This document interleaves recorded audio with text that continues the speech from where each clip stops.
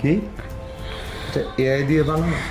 আমার এই রুম, আমার এই সোফা, আমি এখানে খাচ্ছি, আমার টাকাগুলো এখানে আছে, এখানে জুসটা রয়েছে, তোমার জুসটা রয়েছে, তুমি এখানে ফোন করতেছো, সব কিছু যদি ঠিক থাকে তাহলে এখান থেকে এটা হবে কেন? এআই হবে কেন? সব এআই হয়।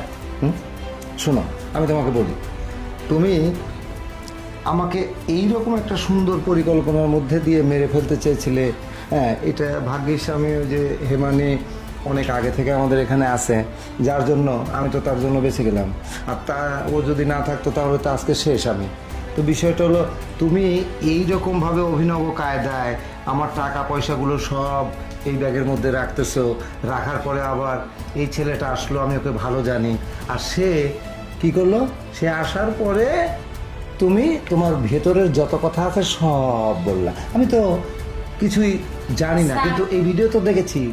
শুনুন ম্যাডাম, আপনার জুসে বিষ মিশাছিল, কিন্তু সেটা আমি ফেলাই দিচ্ছি।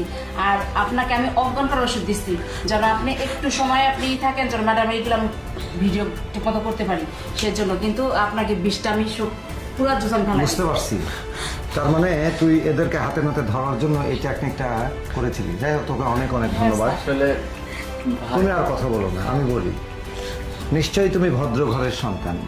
যদি ভদ্র ঘরের সন্তান হয়ে থাকো, যে কাজটা আমার সঙ্গে করা হলো, তুমি একবার তোমার বিবেক মনুষ্যত্ব দিয়ে ভেবে দেখো যে কাজটা তুমি সঠিক করছো কিনা।